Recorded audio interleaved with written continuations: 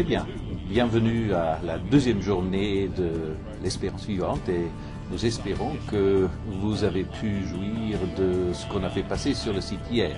Alors, nous avons aujourd'hui avec nous Nana qui vient du Ghana.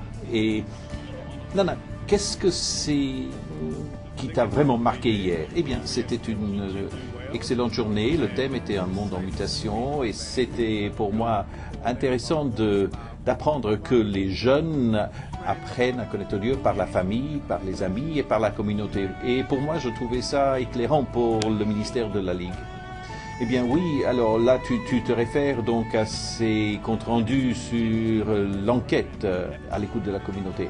Eh bien, c'est vrai que cette enquête n'a pas pu être affichée malheureusement pour cette vidéo parce que c'est trop long, mais ce sera disponible après. Et vous allez pouvoir aussi déjà voir un rapport préliminaire si vous allez sur le site web à la section rapport et vous verrez un rapport sur l'écoute de la communauté. Mais il y aura davantage là-dessus plus tard. Mais c'est vraiment quelque chose qui t'a marqué? Oui, absolument. C'est excellent. Y a aussi autre chose qui t'a marqué? Eh bien, aussi, ce qui amène les jeunes à perdre espoir. Alors, ils parlent d'argent, pensant à leur avenir, ils parlent de l'éducation et du stress que cela peut induire. Et je pense aussi qu'ils ont parlé de la famille, notamment les familles dysfonctionnelles, et j'ai trouvé ça très intéressant pour notre travail.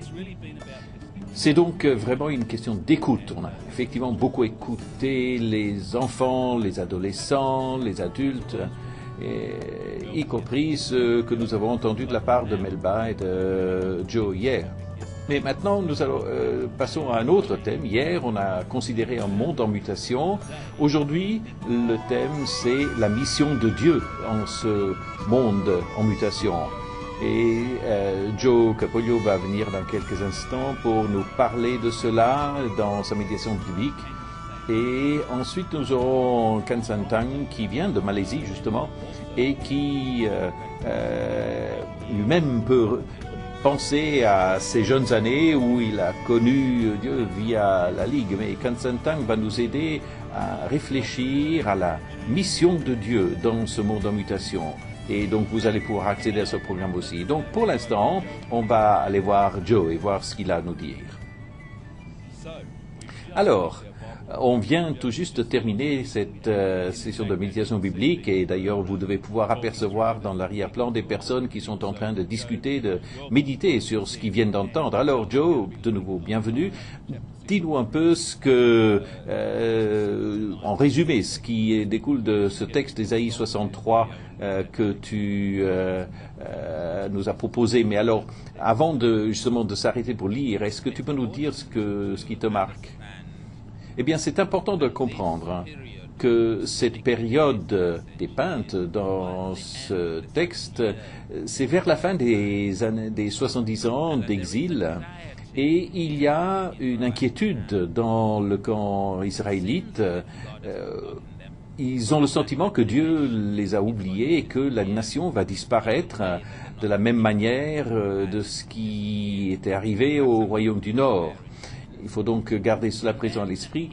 Et puis aussi, Isaïe se réfère aussi bien à Abraham et à Jacob. Et vous savez que Abraham est celui qui était tout au début de la nation. C'est le père de la nation. Mais Jacob, à sa manière aussi, est également père de la nation parce qu'après tout, c'est lui qui leur a donné son nom. Et ce que dit Isaïe, c'est grosso modo ceci, ses parents, nos parents, pourraient peut-être nous oublier. De même, dans la Ligue, ceux qui nous soutiennent pourraient nous oublier. Mais il dit, Dieu, lui, ne nous oubliera jamais. Et donc, la paternité de Dieu est un élément important, et la fidélité de Dieu, et les alliances au travers desquelles nous sommes reliés à Dieu. Tout cela est très important. Et c'est ce qui ressort de ce texte, et Ésaïe voudrait qu'on sache qu'on peut, avec confiance, regarder vers l'avenir à cause de ce Dieu qui est un Dieu de compassion et de miséricorde, tout ce qui découle de son nom. Lui ne permettra pas que nous disparaissions. Et je crois qu'il faudrait garder cela présent à l'esprit en lisant ce texte. Donc, encore une fois, c'est Ésaïe 63, les versets 1 à 19. Et donc, je vous invite à arrêter la vidéo maintenant, lisez ce texte, discutez-en un peu avec ceux qui sont dans votre groupe, et puis on reviendra voir Joe dans quelques instants.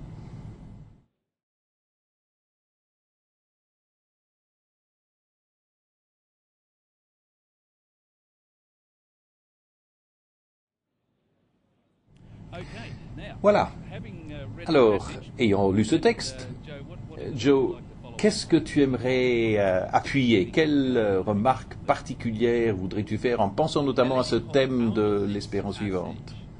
Eh bien, l'espérance vivante qui jaillit de ce texte émane essentiellement de la confiance qu'a Ésaïe en la capacité de Dieu de se manifester lorsque les choses tournent mal, vont difficilement.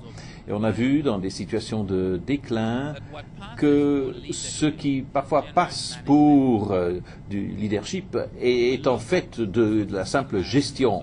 Et en fait, les ressources que nous avons et que nous n'avons pas nous obnubilent et donc on a tendance à se comporter en fonction de ces ressources. Mais alors, Ésaïe nous dit ici, non, regardez en arrière à ce qui s'est passé dans l'Exode, à la mer Rouge, regardez en arrière à ce qui s'est passé tout au long de l'histoire de la nation, à ces moments fortement improbables où Dieu s'est manifesté. Et de nouveau, il ne nous abandonnera pas, il ne va pas tarder, il ne permettra pas que ses enfants disparaissent, parce que s'ils disparaissent, alors Satan aura gagné, parce qu'il ne veut pas que Jésus entre dans le monde. Mais Ésaïe dit non, comme on le voit déjà au chapitre 35, où il dit « Les rachetés de l'Éternel reviendront, et reviendront à Sion avec des chants. » Et nous avons cette espérance vivante, et cette espérance demeure en Yahvé, l'Éternel notre Dieu. Eh bien, merci Joe. Alors, nous allons maintenant, dans quelques instants, écouter Kan Sang Tang, qui va nous parler de la mission de Dieu dans un monde en mutation. Donc, gardez présent à l'esprit ce que vous avez lu dans Isaïe et ce que vous aurez entendu de la part de Joe en écoutant Kan Sang Tang. Et après Kan Sang Tang, il y aura aussi les questions avec lesquelles on voudrait que vous puissiez débattre et discuter ou coltiner, et on aimerait avoir votre retour d'information là-dessus. Donc, passons la parole à Kan Sang Tang maintenant. Et Joe, un grand merci de d'avoir médité sur l'Ancien Testament. Et à partir de demain, on a Sylvia Collinson qui va venir et nous conduire dans le Nouveau Testament. Mais merci Joe pour ce que tu nous as apporté. Dieu nous a vraiment parlé au travers de toi.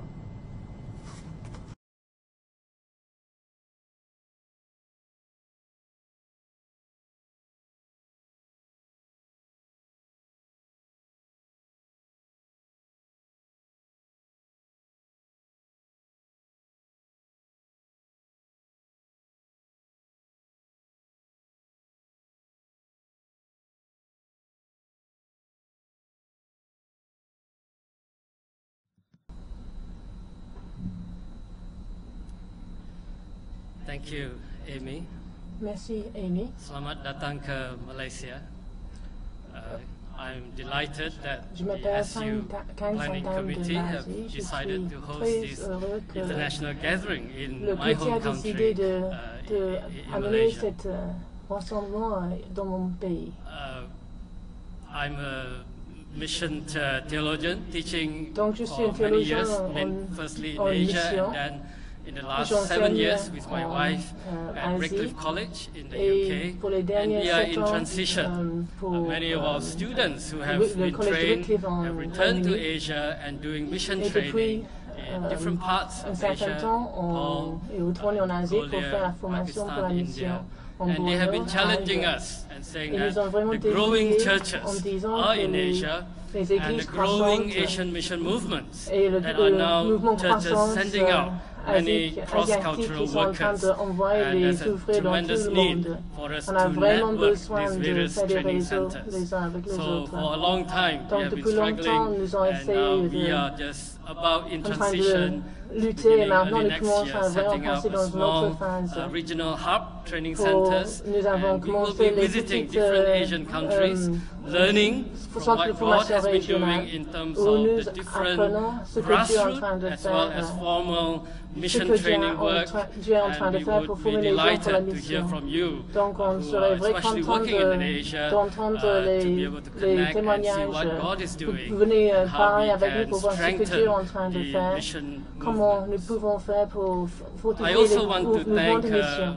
Je voudrais the aussi remercier leadership as well as the planning committee les for comités inviting me, d'organisation because it qui is m'ont like invité coming home. parce que c'est comme si I je met rentre on the first à la day maison. my good friend Arman Barus, Jeudi, who j'ai says rencontré mon the ami way he Armand greeted Barou me was finally quand il you are m'a now dit truly converted, et because il m'a my dit own enfin tu es conversion vraiment stories has converti been parce que mon histoire growing de up in the conversion northern part c'était of une West histoire Malaysia, near Penang, in a small grandir dans town la partie called nord-ouest de la Alostar, Malaisie dans une which is ville near qui s'appelle the Al-Assad, Malaysia-Thai border. près de la frontière entre And la in that Malaisie et small la town Thaïlande, of une about petite 200,000 ville de people, 200 I 000 grew up personnes. in a school J'ai grandi of dans une about école 2,000 de students, 2000 out of étudiants. which 1,900 Dans Malay 1900 Muslim étaient students. So I grew up 1900 in a étaient les Muslim étudiants malais environment, musulmans. although I'm Donc j'ai a grandi Chinese, dans un coming from a environnement strong, musulman. Je viens Buddhist de family. arrière-plan But a chinois friend then bouddhiste. invited me to what we Et used to call j'avais un ami ISCF, qui the m'a Inter-School Christian Fellowship. m'a And in this invité à un groupe school of biblique. 2,000 Et dans cette école de students, 2000 They heard étudiants, about this Chinese et ils ont boy entendu parler who de ce had been garçon studying chinois Islam qui avait étudié l'islam in a school. dans l'école. And normally for Et Chinese, pour les because you're Chinois, non-Muslim, you qui are sont given pas a free musulmans, period. You are exempted from on Islamic classes. on You n'a can pas go to besoin the d'aller dans les library, classes d'islam. but for some Mais reasons, pour une I raison, was je ne attracted savais pas pourquoi, to j'étais attirée vers this ces classes, monotheistic idea. l'idée d'une coming religion from a monothéiste Buddhist qui, par rapport à This mon arrière-plan timid friend bouddhiste. gave me a Donc, Bible. cet ami And at the m'a age offert of une Bible 17, quand j'avais 17 The ans. first time Pour la première that fois que someone quelqu'un presented to m'a me présenté the full Bible. une Bible And reading complète. through that Bible, Et quand he je then lisais invited cette me to join Bible, the ils ISCF. m'ont where there invité were à se 5 joindre à ce groupe Christians biblique. J'ai trouvé 5 in the chrétiens midst of 2,000 students. dans cette Majority, école de 2000 étudiants. Malay friends. Parmi les And amis it was all malais. of that Bible study, Et and c'était then pendant later, cette étude biblique et SU plus tard has a avec la Scripture Union Ligue, camp, les and camps some of you would qu'ils ont mis en know place. the great adventurer Et- Ko Gim Lam, Et who faithfully Kogi runs Lam through this qui camp a for a number of organisé years. ces camps pendant And those beaucoup were d'années. my formative Et ça, experiences. c'était mes années And then out of formatives. that, we have the daily bread and the Après, on Scripture avait Union leadership les conferences. livres de lecture biblique. Now I share this to Et je not only partage give ceci, a kind of autobiographical pas seulement pour depth donner of une idée gratitude de to vivre mon SU histoire ministry worldwide, autobiographique, but also to put mais us aussi in pour nous mettre context dans le of contexte SU de Unique la Ministry, Ligue, which is to be du a ministère de la vehicle, Ligue, an pour environment, être un environnement young pour que people. les jeunes, especially in surtout, frontiers contexts. dans Where les there are hardly secteurs any où on a les Christian contacts groups, entre there les are hardly groupes any churches that are equipped to reach de frontières, où il n'y a into pas these beaucoup de frontiers. chrétiens, il n'y a pas beaucoup de Coming and reflecting personnes from the qui Asian connaissent continent, I think there are l'Église still many et qui sont countries vraiment when sur la average frontière young de la person contact like entre me différentes then religions. et who qu'on a would never really quelqu'un have a chance qui n'aurait to autrement receive jamais the eu la Bible, possibilité de which is not recevoir une sufficient, Bible. although the full Bible Et is inspired by God and available for salvation. Donc, But that mais entrance, quelqu'un qui n'a that pas le droit d'avoir encounter toute with la Bible God's qui est word, inspirée with par God's Dieu living pour word, être has to be avoir cette couched in rencontre an avec la parole environment vivante de of Dieu, friendship, avec of young people, la puissance de of l'amitié And that was where des relations I avec found les jeunes the Lord chrétiennes. Et c'est through là this où ministry. j'ai retrouvé le And Seigneur. I'm saying that Et je today, voulais dire all que over Asia, partout en whether Asie, within the heartlands si c'est of Buddhism, dans les within the terres du heartlands of bouddhisme Islam, ou or d'islam, within the heartlands of ou dans les Hinduism, pays du hindouisme, and today within the Et heartlands même of Europe, dans les of pays a européens, post-Christian dans continent, le continent qui est This post-chrétien, ministry ce ministère of reaching out among de young people tendre la main continue to à be a évangéliser les strategic jeunes contribution. et une très grande the Church of contribution God. que So la I Ligue peut come faire with pour that l'Église. sense Donc je of viens avec weight, cet sens of consciousness of d'attente what as your et ministry has de been faithfully doing. voir que vous avez But vraiment été also fidèle dans ce reflecting travail, mais on aussi living je hope. veux vraiment If réfléchir God au has been niveau de faithful in the l'espérance last vivante. 150 years, Dieu a été fidèle What pendant is the 150 ans. of Quel est l'avenir student ministry pour reflecting le ministère on parmi God's les étudiants mission quand nous in réfléchissons this au new niveau world, where young people de in the la next mission 10 parmi les years, étudiants pour 20 years, les prochains experience 10 ou a 20 ans, changing context.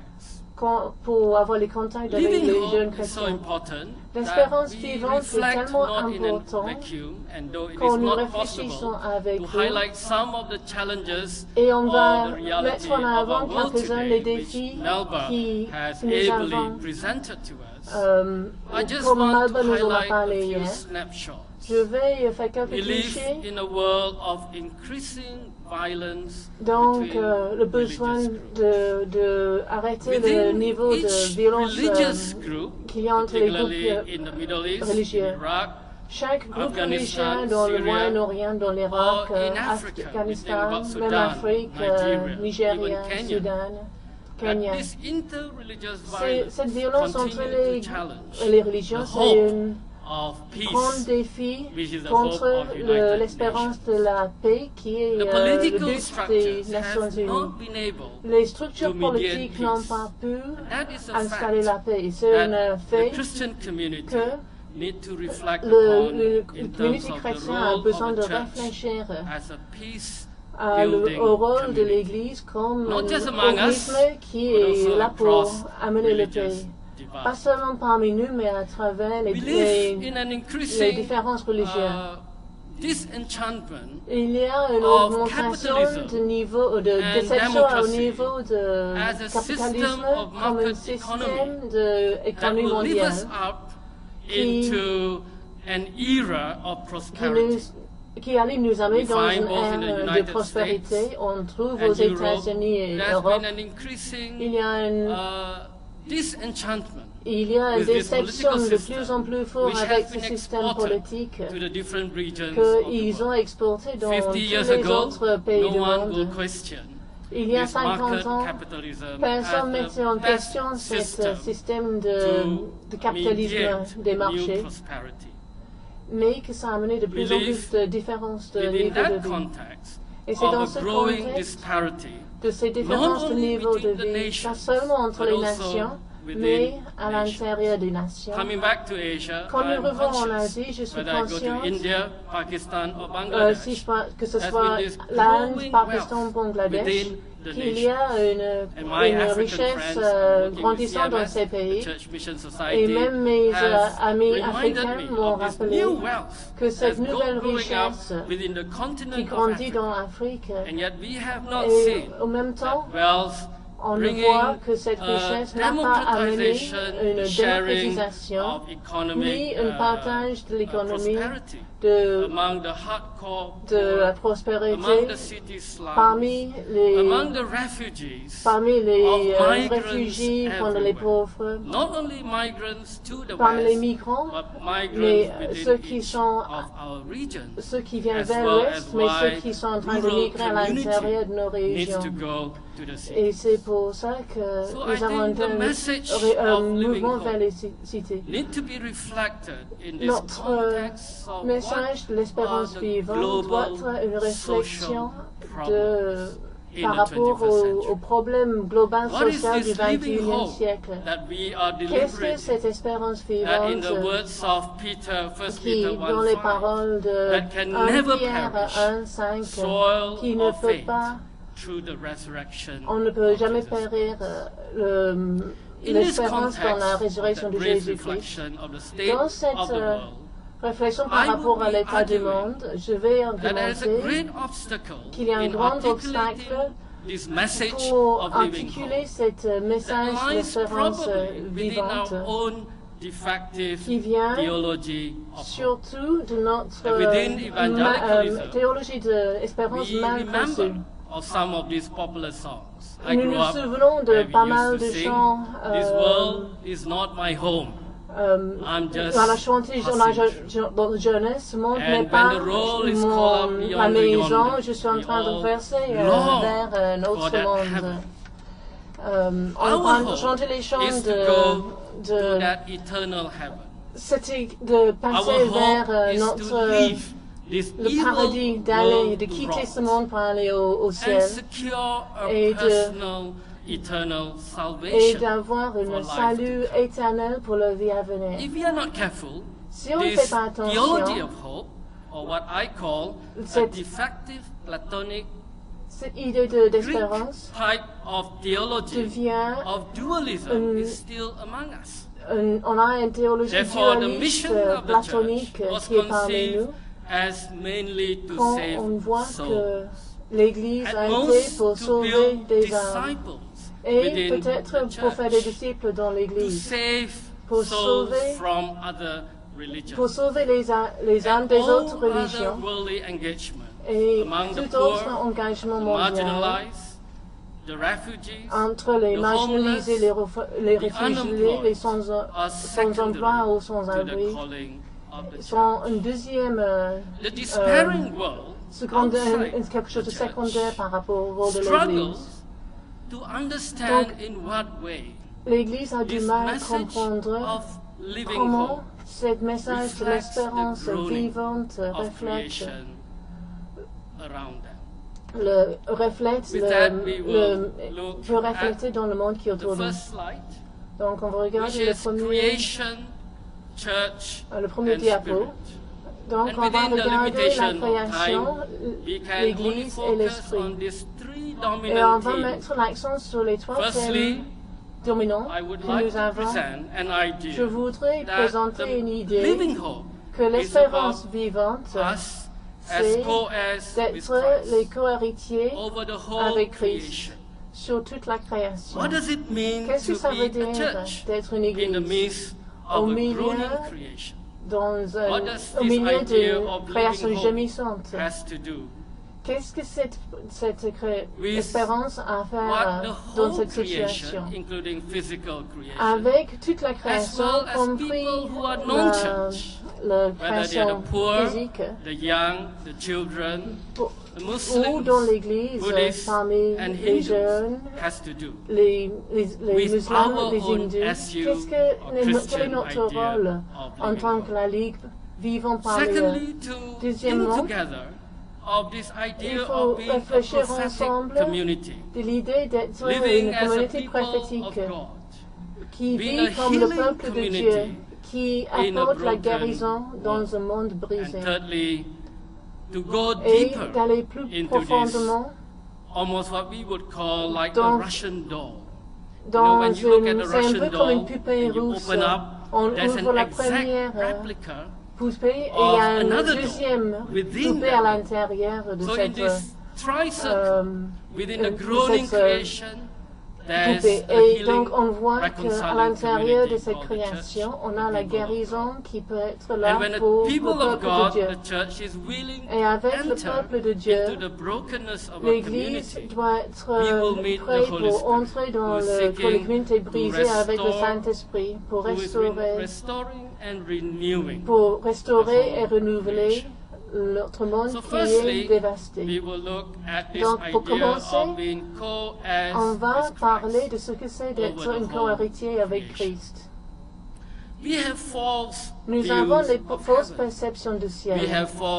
Nous avons des fausses perceptions de la création. Et par la suite, nous avons les idées fausses de ceux qui sont les peuples qui ne sont pas encore croyants. Et cette idée faussifiée va être vue dans notre théologie, de Romains chapitre 8, verset 27. Alors 17 à 27, où on voit le verset 17, Paul, il dit, nous sommes les enfants, nous sommes les héritiers de Dieu et appelés pour être avec Christ. Cette idée que toute la terre est donnée pour les chrétiens nous a amené à des idées faussées. Le monde n'est que pour l'Église. Et comme résultat, nous avons un droit à posséder ce monde. On part avec un esprit des croisades. Même parmi les situations multiculturelles, nous allons que toute la création est pour nous. Un résultat de cette idée falsifiée dans l'histoire du christianisme, ce qui fait qu'il y a une réjection de cette vue, où nous partons à l'autre polarité, autre but, donc qui dit que le monde n'est pas notre maison, on appartient, on ne vit que pour l'espérance à venir du paradis du ciel, et que on va avoir le paradis pour nous-mêmes et pas pour les autres. Une espérance d'un paradis sécure au risque de jugement et condamnation pour tous les autres. L'apôtre Paul, encore, il vient contre les deux polarités, il nous encourage à avoir une idée beaucoup plus intégrée de l'espérance biblique. Et c'est à cause de sa vue du ciel et de la terre. En le verset 19, Paul nous dit de regarder la création. Toute la création est bonne, mais incomplète. En verset 20, on voit que la création est bonne, mais qu'il est lié. En verset 21, on voit que la création est bonne, mais qui attend pour qu'elle soit libérée. Pas pour les âmes spiritualisées, ni pour les membres des communautés séparées, mais que nous avons avec tout le contexte, les cultures, les pauvres, et les jeunes et hommes et femmes, qui sont avec la création physique. Dans le verset 22, Paul utilise la métaphore que la création est bonne, mais elle est enceinte et elle est en train d'accoucher à la douleur de l'accouchement. Et donc, elle cherche cette espérance vivante qui est Jésus-Christ, qui, à travers l'Évangile, va nous amener vers l'avenant, y compris la création gémissante. Donc l'apôtre Paul nous défie qu'à travers cette création dévastée, avec tous les échecs de nos cultures, les systèmes économiques mondiaux, des religions qui donnent d'autres espérances, au lieu de cela, il faut chercher cette espérance de Paul, qu'il y aura une restauration des systèmes mondiaux quand Jésus-Christ va être le Seigneur et de tout et en tout, en 1 Corinthiens 15, verset 21. Donc il y a des limitations dans cette idée dualiste. And we can't, many of us who are educated in the West, et donc, ceux qui ont été éduqués dans l'Ouest, et nous sommes amenés à avoir cette idée dualiste de l'espérance qui est vraiment enracinée dans notre vue mondiale et qui influence notre vue du ciel. Il influence notre manière que nous concevons l'Église et il représente une barrière énorme pour la mission de Dieu au milieu de l'islam, bouddhisme ou les religions traditionnelles africaines. L'apôtre Paul nous invite ultimement, et on espère qu'on va cheminer ensemble vers ce message de Romains 8, qui dit de regarder la création physique, regarder le système des cultures de ce monde, surtout ceux qui sont représentés en Asie, à l'intérieur des systèmes de religion hindou, bouddhiste et islamique. Quelle est notre vue des peuples qui viennent des autres foi? Et puis, je vais introduire la prochaine diapo qui va parler de la Malaisie comme un microcosme de cette différence mondiale. On va réfléchir à ce pluralisme extrême, les défis que ça nous amène, et comment on peut vivre à l'intérieur d'un système beaucoup de religions. En 2010, on a vu qu'il y a 60% malais, 22% chinois, 7% des Indiens et 9% des personnes d'autres tribus et groupes ethniques. Donc, on va vous donner tout le papier, on va vous le donner par la suite. Donc, il faut voir cette proportion, 60% malais, 20% chinois, et donc les Indiens et 10% des gens de différentes tribus. Made a study and coined this term called extreme pluralism. Donc, on a appliqué une idée qui s'appelle le pluralisme extrême, où on voit l'ethnicité et les défis qu'il y a de vivre avec toutes ces religions ensemble.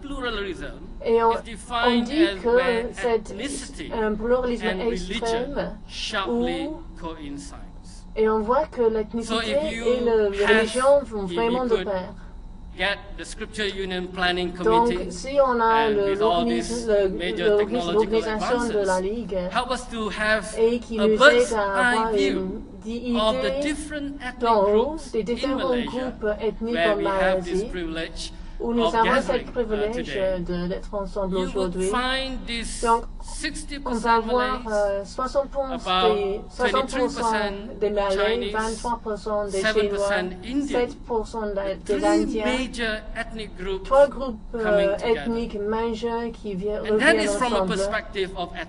Et ça, c'est une question d'ethnicité. Mais si on regarde nouveau, en regardant encore d'en haut, et on essaie de regarder la Malaisie d'un point de vue religieux plutôt que l'ethnicité, on trouve que ces trois cercles concentriques coïncident. L'Église est à peu près 10% en majorité parmi les Chinois et les Indiens. Mais il y a à peu près 60% des musulmans, 20% qui sont bouddhistes, confucianistes, et 6 à 7% des Indiens s'identifient avec la religion hindoue. La complexité de cette situation interreligieuse est compliquée encore quand nous voyons que la race et la religion deviennent une question sociologique. Ça devient une catégorie religieuse. Et surtout dans les derniers 50 ans, c'est devenu une outil pour diviser les ressources et le contrôle politique dans le pays. Donc si on est malais, on a des privilèges. C'est un programme un système social qu'on appelle un nouveau système social parce que ce pays appartient historiquement aux Malais. Les Chinois sont venus de la Chine et plus tard les Anglais les Britanniques ont amené les Indiens de l'Inde. Nous sommes les migrants dans ce pays. Mais à cause de certaines raisons, beaucoup des contrôles économiques sont entre les mains des Chinois. Je veux vraiment l'expliquer. Et ça représente un grand défi. Comment, donc, pour essayer d'arrêter la pauvreté, le gouvernement a produit les systèmes politiques pour favoriser les Malais et les musulmans. Donc, quand nous nous engageons dans la mission de Dieu, dans le contexte de monde pluriel, il y a des questions sociales, politiques et économiques qui sont les barrières. Et enfin, il y a aussi des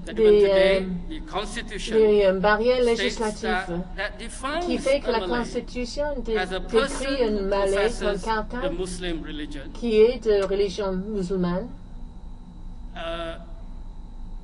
Un Malais est quelqu'un qui a l'islam comme une religion, qui pratique la culture malais.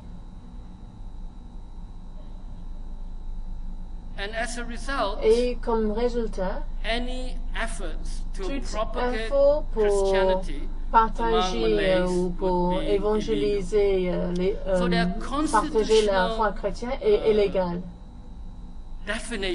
Donc, la question, il y a une définition de qui est un Malais. Donc, les relations entre les chrétiens et les musulmans sont maintenant légalisées dans ce pays. Pas seulement il faut avoir la langue, la religion et il faut suivre les coutumes malais. Donc, comment est-ce que ça applique dans le rôle de l'Église? Et j'utilise ce mot comme un microcosme. Parce que ce genre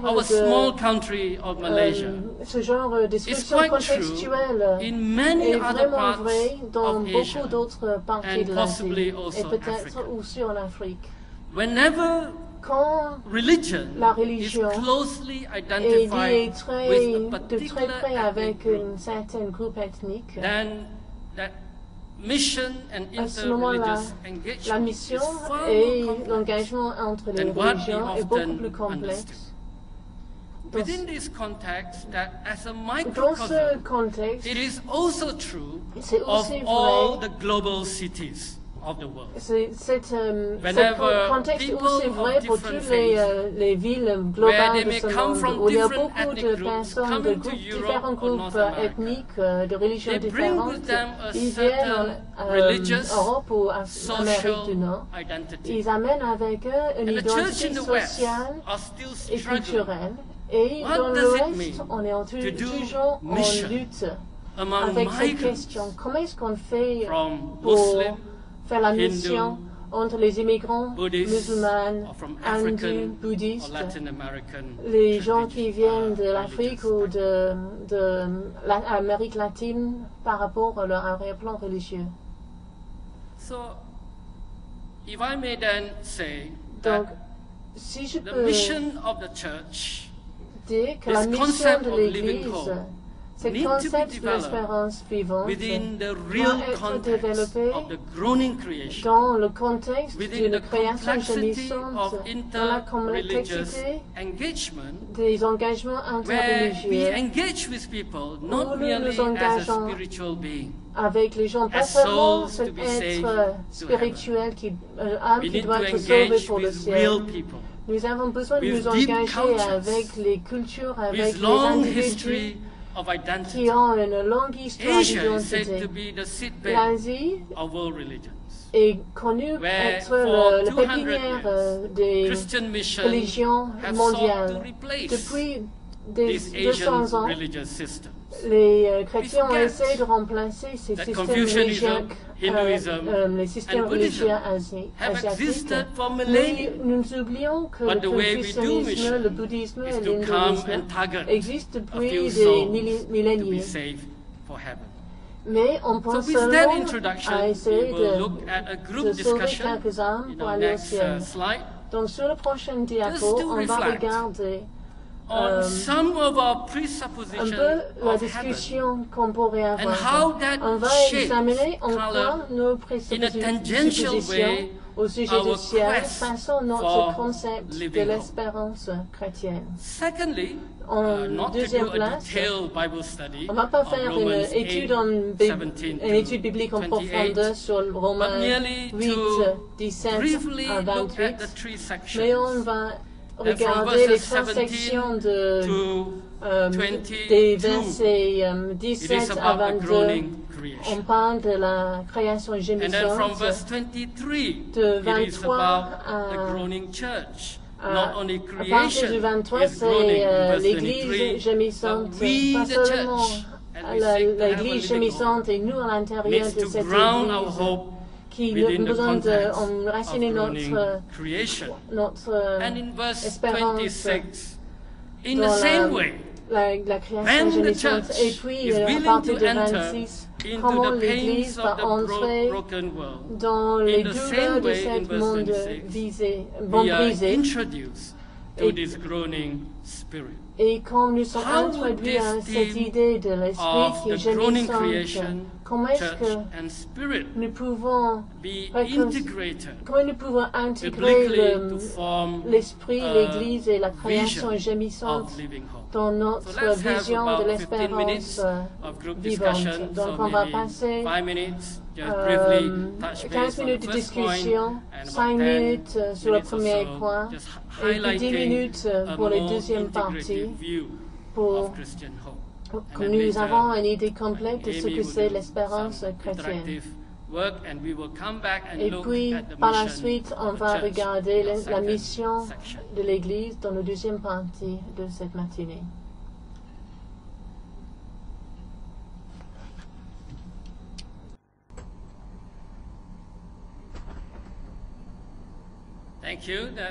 Merci. C'est bon chant. Alors, à partir de ces discussions que vous avez eues en groupe, nous espérons que cette, qu'on pourrait qualifier d'exploration et réflexion du message de l'espérance vivante dans le contexte de Romains 8 et dans le contexte des défis auxquels on est confronté dans un monde en souffrance qui gémit. Comment réunir ces trois thèmes? Comment éviter de les garder chacun distincts, mais reconnaître que dans la mission de Dieu, Dieu est en train de rétablir le monde entier pour en faire un nouveau ciel et une nouvelle terre. Nous en venons maintenant à la deuxième principale section que j'ai intitulée « L'Église incarnationnelle dans un monde en souffrance ou un monde brisé ». Au verset 23 de Romains 8, l'apôtre Paul nous rappelle que ce n'est pas seulement la création qui gémit, mais il dit, nous aussi, nous, le peuple de Dieu, nous qui chantons comme maintenant, Alléluia, nous proclamons l'espérance dans notre contexte quant à ce que Dieu est en train de faire. Et malgré tous les messages environnants qui portent sur un manque d'espérance. Notre espérance, c'est que nous prenons conscience que ce n'est pas seulement la création qui gémit, mais nous aussi, et nous apprenons à gémir avec la création en tant qu'Église. Et dans ce texte, Paul non seulement parle d'un gémissement qui serait négatif, Paul parle aussi de cette création qui soupire ou qui aspire dans un esprit d'attente. Et l'apôtre Paul cherche à nous rappeler de ce problème de la dualité où l'Église, qui au verset 23 est décrite comme gémissant, doit être en rapport avec le gémissement de la création. Et ce qu'on retrouve au verset 22, il est dit que la création tout entière soupire. Et au verset 23, il est dit que nous aussi, nous devons avoir le même gémissement que celui de la création, porté par les espérances et les aspirations de l'environnement musulman, par exemple, avec les espérances et les aspirations d'un jeune garçon bouddhiste comme moi, il y a bien des années. Partout en Asie, il y a encore des milliers de villages où les gens n'ont pas non seulement accès à l'Évangile, à la Bible, mais même à ce contexte d'espérance et d'amitié. Et non seulement gémissons-nous d'un point de vue négatif, mais l'espérance vivante représente également cette notion d'aspiration soupirante. Et là encore, l'apôtre Paul nous rappelle que nous ne devons pas séparer notre message d'espérance vivante dans cette aspiration à ce que dit Paul au verset 23, l'adoption, la libération ou la rédemption de notre corps, non seulement de notre corps personnel, mais l'ensemble de la superstructure des cultures et des religions, mais aussi en rapport avec cette aspiration de la création qui est indiquée au verset 19. Et donc, mon espoir, c'est qu'effectivement, nous aurons ces gémissements de l'Église qui sont très particuliers à cause de ce que Dieu a fait dans notre vie. Mais cela ne doit pas être distinct des aspirations des jeunes de notre environnement. Il ne doit pas y avoir de séparation entre les aspirations de la jeunesse chrétienne des aspirations de la jeunesse hindoue. Il y a une intégration beaucoup plus grande que ce qu'on peut imaginer entre ces deux groupes. Et moi, je dirais, j'ai été même encouragé par ce processus de l'écoute de la communauté, par le fait que vous, en tant qu'organisation, vous cherchez à vraiment écouter.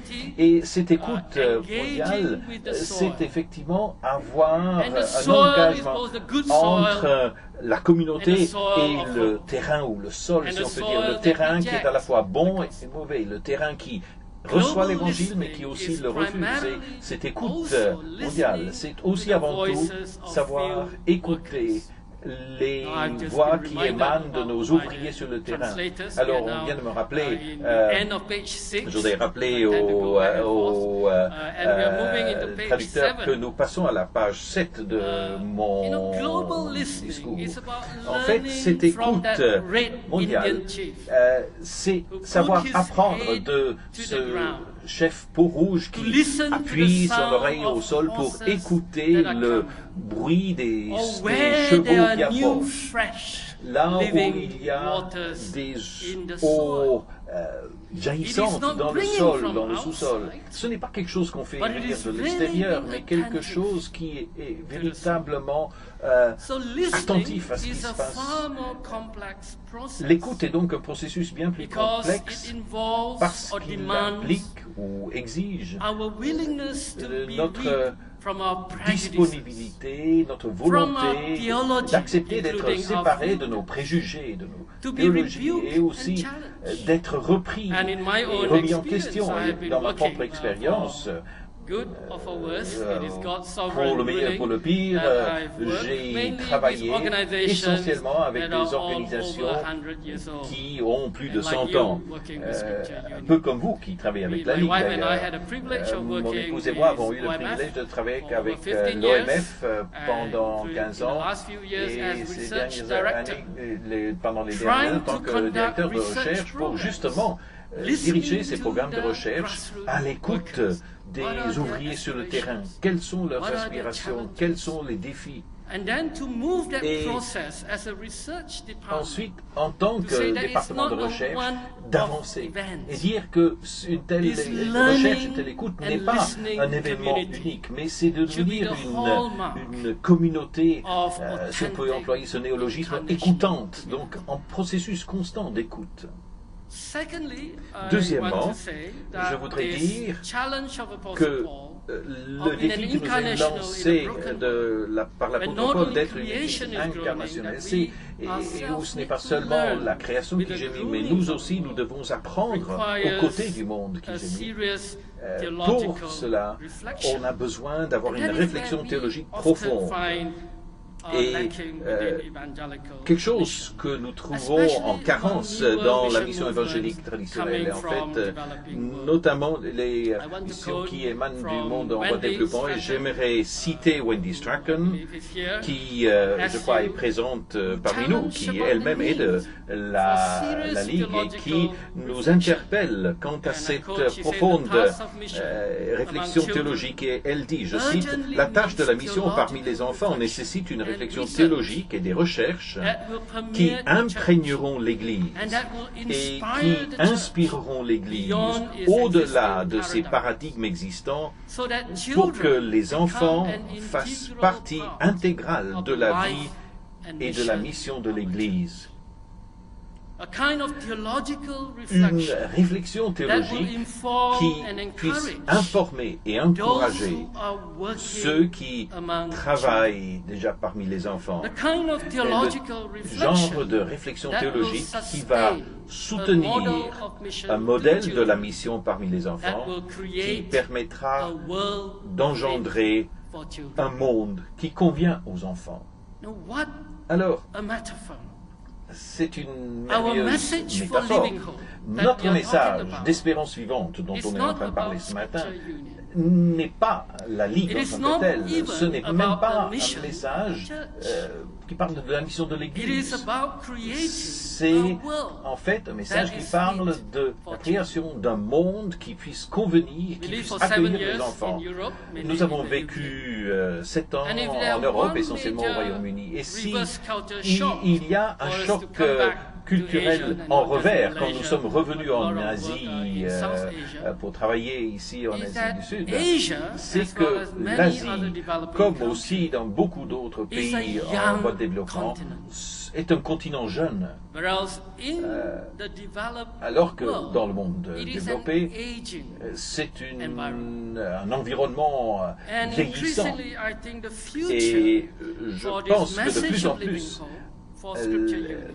l'avenir de ce message d'espérance vivante pour la Ligue, c'est la nécessité d'élaborer une compréhension théologique qui tienne compte de cette prochaine génération d'un continent jeune, parce que certaines statistiques me permettent de savoir que en 2050, 50% des jeunes seront asiatiques et la majorité seront jeunes et pauvres. Et quel est l'avenir de la Ligue en tant qu'organisation internationale? Historiquement, c'est vrai, on accepte que c'est né dans un contexte européen, mais qui maintenant commence à avoir cette interaction d'écoute mondiale avec une compréhension théologique qui vise et cherche un monde apte à recevoir les enfants où 80% vont vivre en Asie. Et nous avons donc besoin de réfléchir aux défis de cette espérance vivante pour la Ligue comme un processus d'écoute qui est en mouvement, qui est vivant. Et j'aimerais essayer de résumer un peu ce que représente ce dialogue prophétique dans lequel nous devons nous engager, qui est à la fois théologique et dialogique également. Et je vais essayer de décrire cela. Cette approche vise à identifier cette incarnation avec les souffrances et les douleurs des petits et commencer à envisager qu'un autre monde est possible.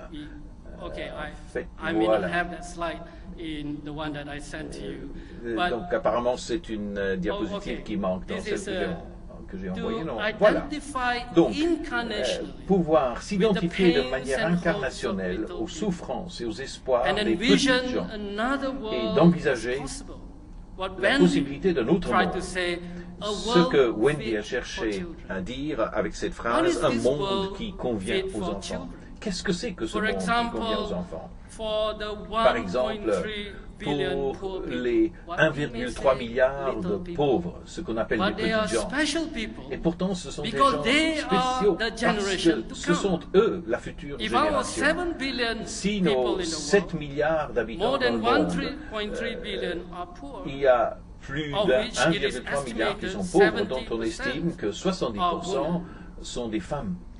Par exemple, environ 80% des réfugiés dans le monde, estimés entre 30 et 150 millions de réfugiés, sont des femmes et des enfants. Alors, dès lors que l'on commence à dire que voilà ce que ça veut dire que de s'engager dans cette identification à la création gémissante et à cette espérance vivante qui inspire le monde avec des possibilités. La mission commence avec Dieu. Parce que Dieu n'a jamais abandonné sa création depuis la nuit des temps.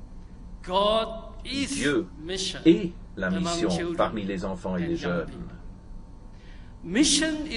La mission est un peu la description de poste, si on peut dire, de Dieu.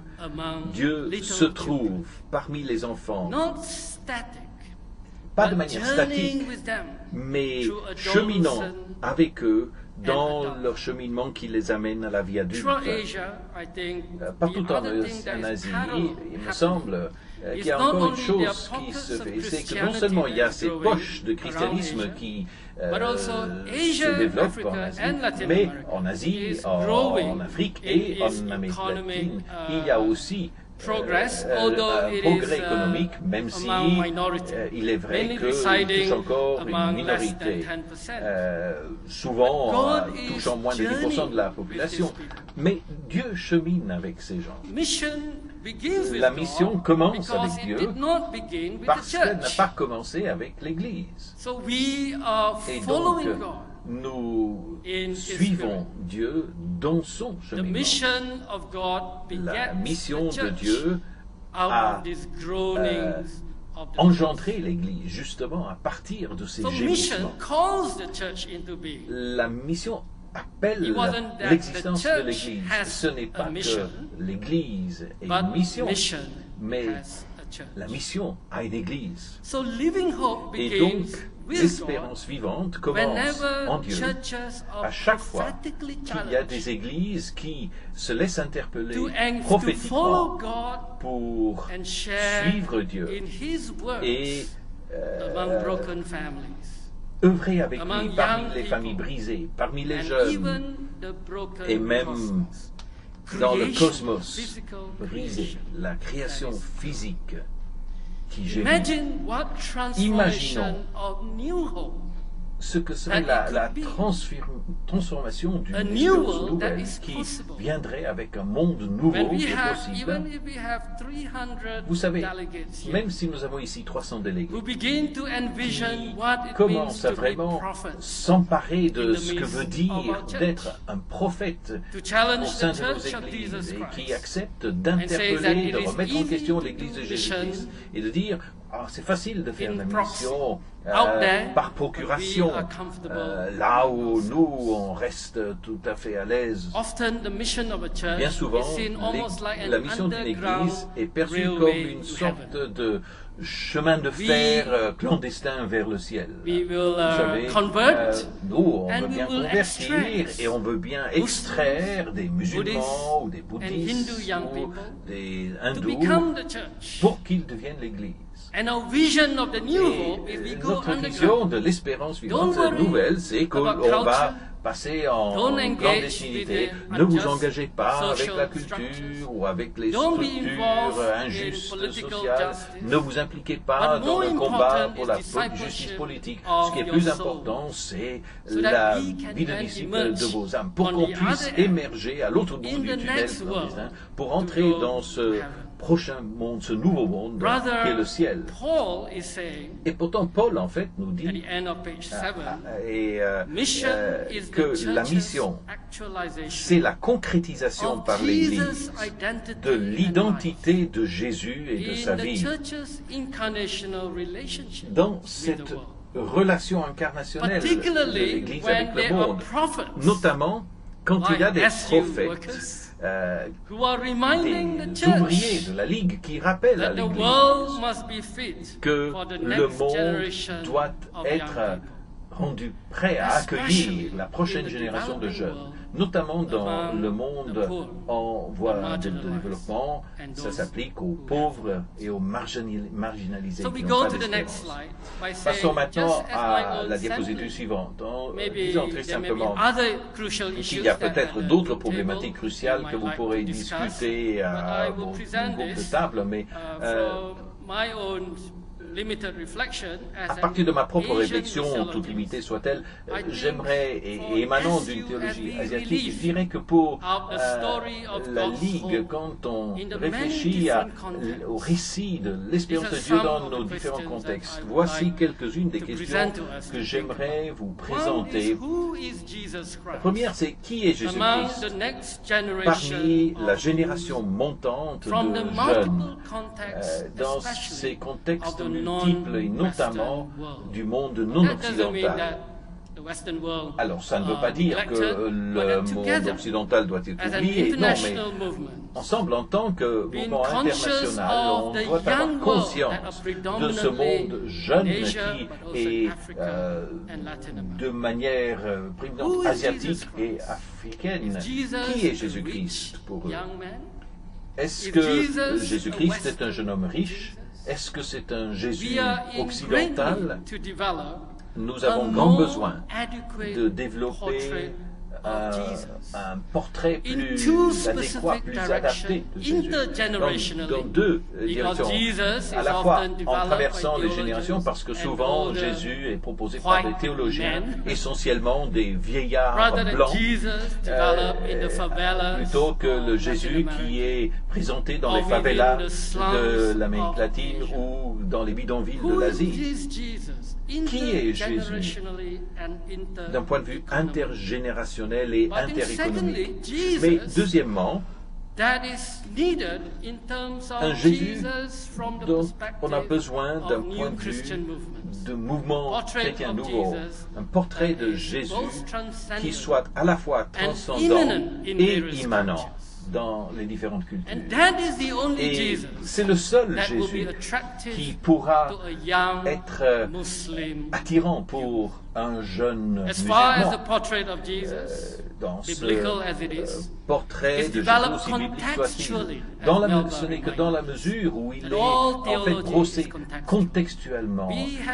Toute théologie est contextuelle. Le fait est que nous avons hérité d'un point de vue platonicien, dualiste, étroit, et qui n'est plus en harmonie avec les aspirations du jeune hindou ou bouddhiste. Voilà le genre de Jésus qui va les attirer, qui sera acceptable aux masses des pauvres et des Asiatiques qui sont issus de cultures interreligieuses complexes. Et c'est ce Jésus qui est capable de transformer les visions du monde. Deuxièmement, quel genre d'ecclésiologie missionnelle pourrait-on avoir? Quelle est cette vision de Dieu qui pourrait façonner la Ligue en tant qu'une communauté pèlerine et prophétique? Il y a besoin de réfléchir aux modèles d'Église avec lesquels nous travaillons. Certains de ces modèles sont des modèles d'ecclésiologie qui ne cadrent peut-être pas avec la mission. Et je voudrais souligner ici, notamment en Occident, que beaucoup sont à l'aise à définir l'Église sur la base de ses doctrines, des dénominations et d'une certaine orthodoxie, même lorsque la mission n'est qu'une préoccupation secondaire pour ces églises. Mais il n'y a aucune Église qui ne soit pas missionnaire, parce que la mission commence en Dieu et engendre l'Église. Et donc, dès lors qu'une Église s'institutionnalise et place la mission à la périphérie des soucis de l'Église, alors on doit être disposé à explorer et accueillir de nouvelles communautés qui soient indigènes dans les cultures musulmanes, hindoues ou bouddhistes. Mais en tant que chrétiens, sommes-nous disposés à accueillir ces nouveaux christianismes qui émanent d'autres continents? Troisièmement, je ne pense pas que c'est un modèle d'organisation stratégique, mais quand même une question, malgré tout, de théologie. Quels sont les modèles d'unité et de partenariat dont on a besoin, qui nous aideront à bâtir une infrastructure autour de notre organisation internationale pour la vie, et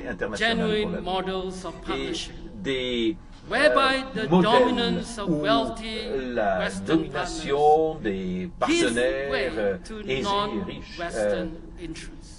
Le président Jésus a des intérêts et cède la place à des intérêts non occidentaux. On a plusieurs modèles. On a le modèle national, ensuite régional, et puis le modèle plutôt fédéral, qui est plus celui de la Ligue, effectivement. Dans mon travail en tant que consultant pour différentes organisations missionnaires, c'est un vrai défi, parce que nous savons que le christianisme a basculé dans son centre de gravité. Nous savons que les églises déclinent dans nos centres de pouvoir traditionnels, mais nous savons aussi que la richesse du savoir-faire, de l'expertise théologique, y compris aussi les ressources économiques, réside essentiellement en Occident. Alors quand peut-on construire des structures véritablement mondiales où les prises de décision et les programmes laisse la place à ces nouveaux partenaires? Il y a beaucoup d'avantages au modèle fédéral et local, mais il y a des faiblesses au niveau régional. Alors, où sont les centres de pouvoir? Où se prennent les décisions? Si ça se passe au niveau local, mais qu'au niveau régional et national, c'est encore décidé par un petit groupe de personnes, alors cela introduit des faiblesses très grave. Et je pose donc la question, quel est le modèle d'unité et de partenariat dont on a besoin? Parce que ce n'est pas, vous savez, seulement une question de ministère chrétien, mais c'est aussi une question de structure. Quatrièmement, je crois qu'il y a aussi de très grands défis quand on pense à ce message de l'espérance vivante. Et il nous est rappelé que, effectivement, la frontière de notre mission devait être vraiment là, parmi les pauvres et les marginalisés, notamment chez les enfants et les jeunes qui sont dans des situations à risque et dans des situations d'abus et d'oppression.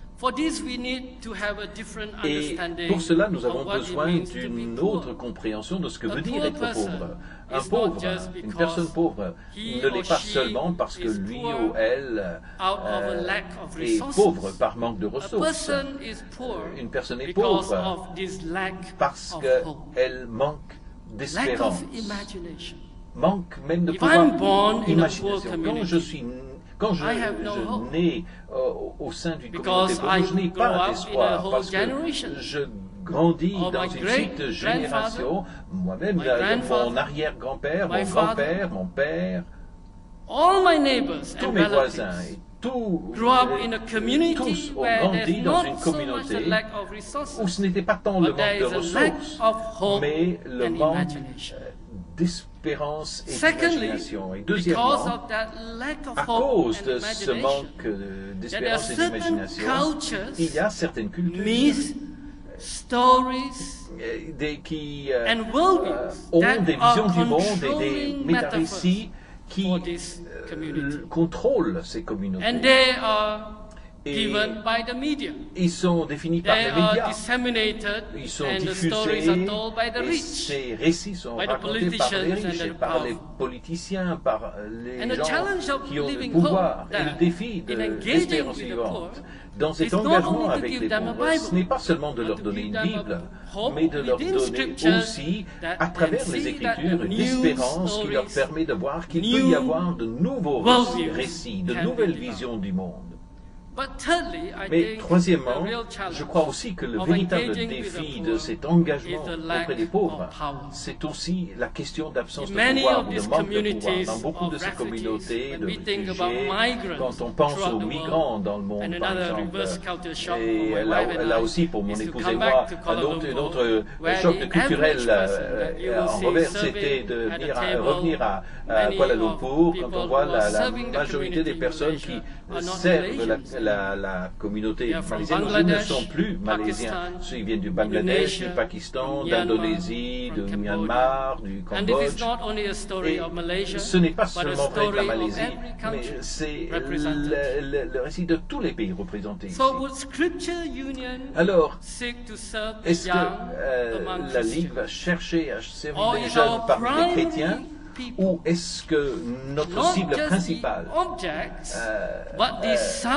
n'est pas seulement l'objet, mais aussi le sujet de la mission de Dieu? Non seulement sont-ils la cible de notre mission, mais ils sont aussi les agents même de cette mission, et que l'on trouvera parmi les migrants, les Africains et les Asiatiques.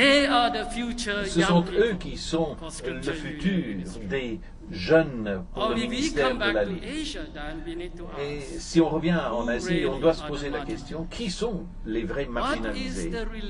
Quelle est la relation entre les structures de mal et de pouvoir qui ont besoin d'être remis en question prophétiquement, pas seulement par la proclamation, mais aussi par l'engagement actif et militant? Et dernier et pas le moindre, et qui est plus directement mon domaine d'étude en tant que théologien de la religion, c'est poser la question, comment le christianisme peut-il mieux aller à la rencontre d'autres confessions religieuses? C'est une question très chargée de sens.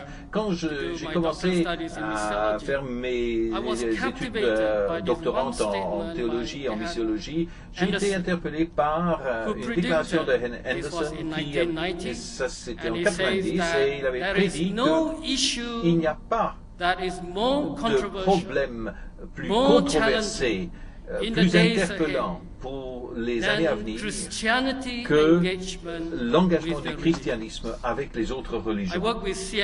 Je travaille avec la mission CMS et l'un de mes prédécesseurs, Max Warren, dit que quand on pense au défi de la sécularisation, de la laïcisation de l'Occident et que l'on compare cela au défi qui se pose au christianisme dans ses relations avec les religions mondiales, Max Warren dit que le défi du sécularisme peut être considéré comme un jeu d'enfant parce qu'on n'a pas encore vraiment commencé à continuer à ces systèmes religieux mondiaux. Et ce défi peut être aussi soutenu par le fait que le christianisme occidental n'a pas réussi dans son engagement auprès des religions asiatiques.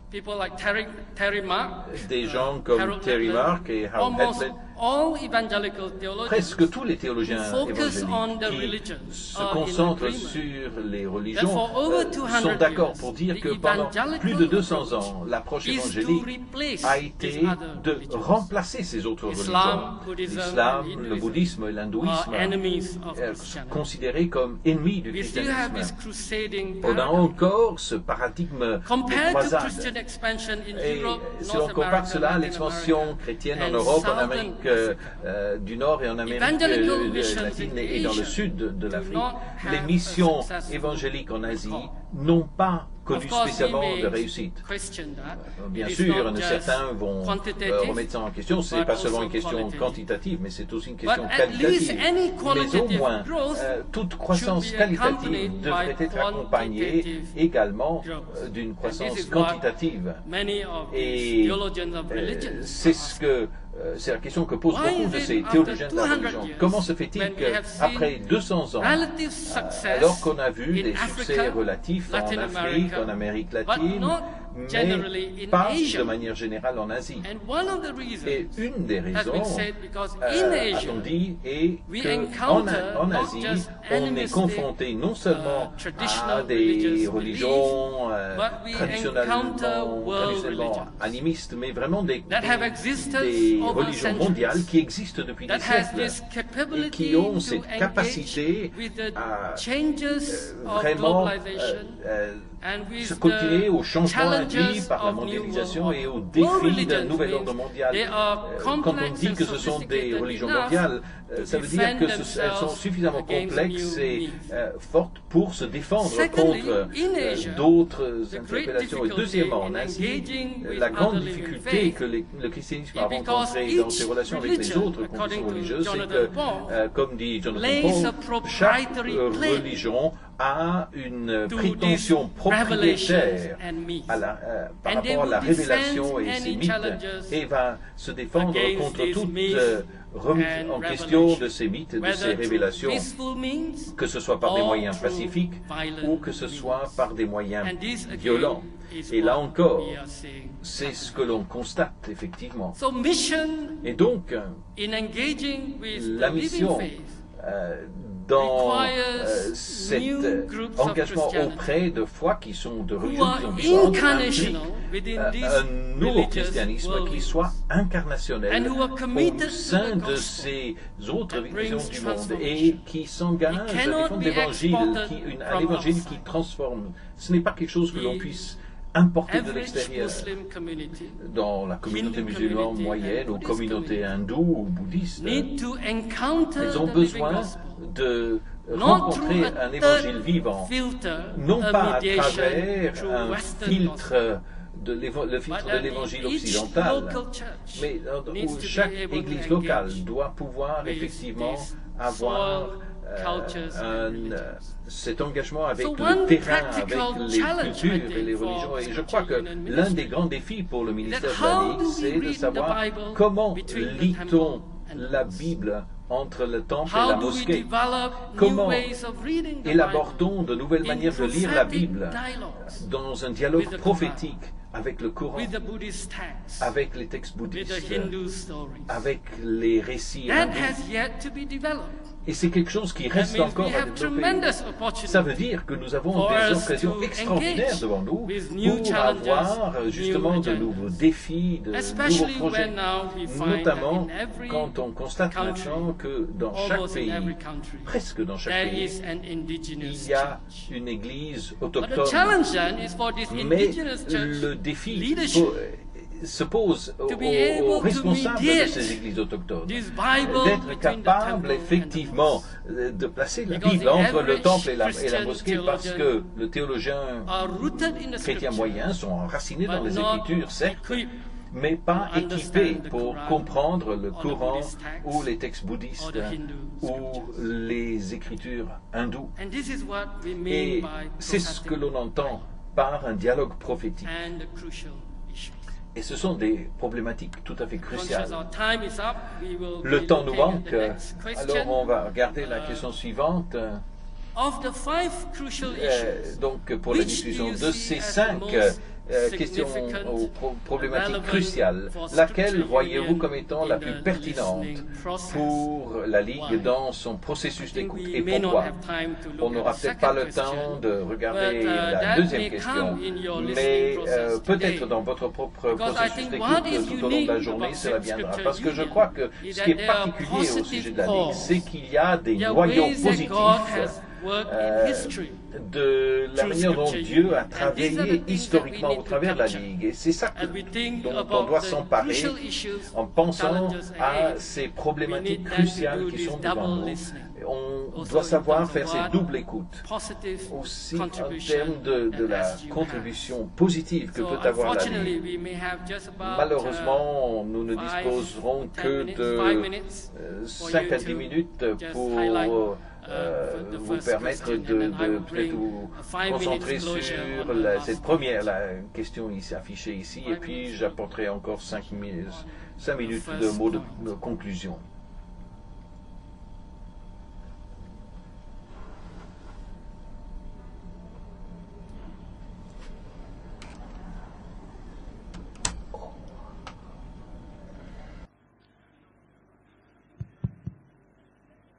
I'm sorry to be interrupting you in your good discussion.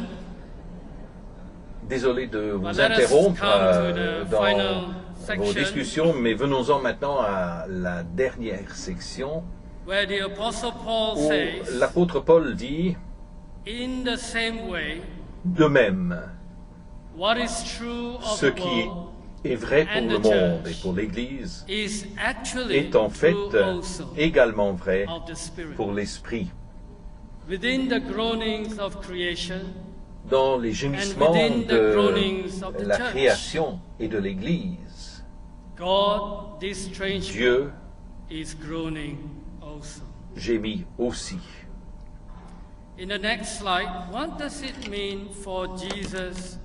Alors, qu'est-ce que ça veut dire pour Jésus d'être Seigneur? Et il faut dire que Jésus n'a pas toujours utilisé des messages très directs, mais des moyens subversifs comme les paraboles et les miracles, en tant qu'outils pour remettre en question la vision du monde des Juifs.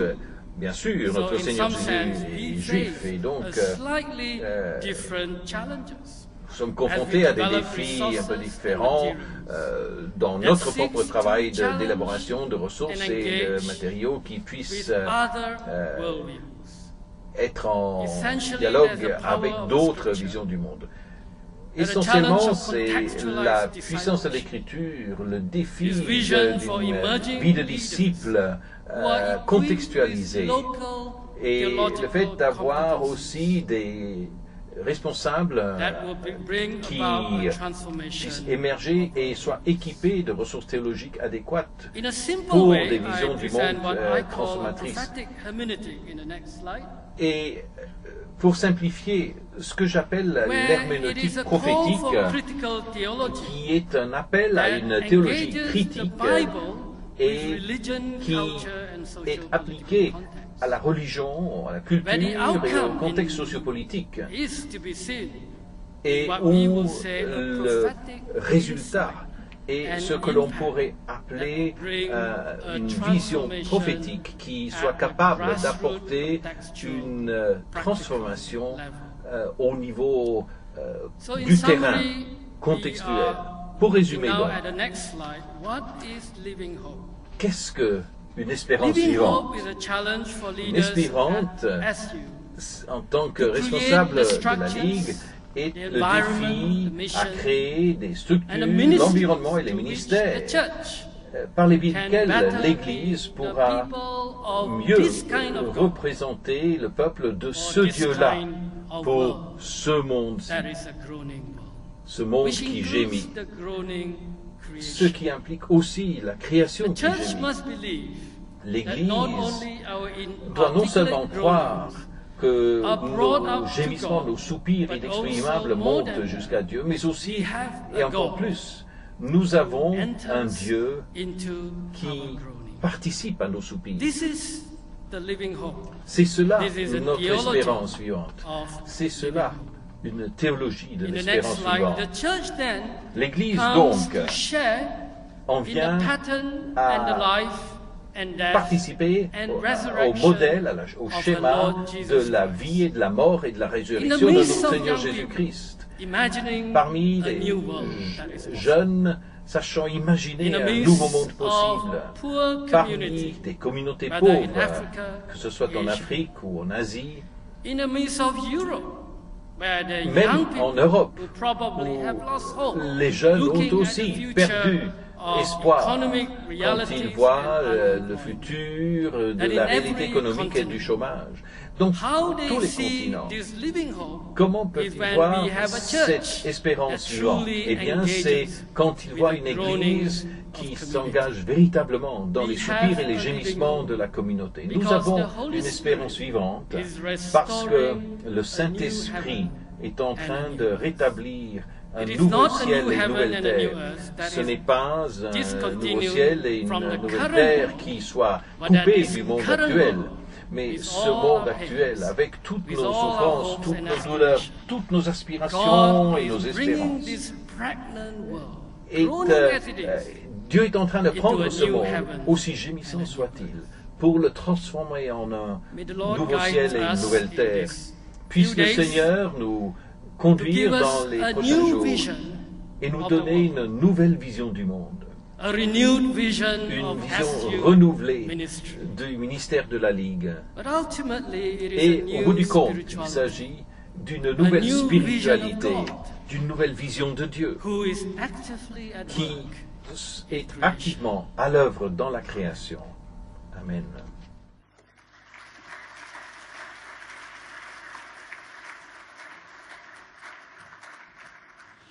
Well, we've had some incredible things to think about, both from Melba yesterday and now just from Kang Sang Tang. I hope it's really got you thinking. It's certainly got us thinking here. Now, it's now time to move to the last part of this program, and that's the wrestling stage. Now, yesterday, we got you to wrestle, think about and discuss a number of issues related to Eshu ministry, to leadership development, and to our organisation. Structures. We want you to do that again. But this time, we want you to do it in the light of what's been said about God's mission in a changing world. So think about God's mission in a changing world and what stands out to you in relation to those three areas: ministry, leadership development, and organizational structure. And please, feed back to us. Think about it, talk about it, and then feedback just 2 or 3 short snappy points that summarize your thinking back to us. That is being fed into the program here. People are hearing your voice.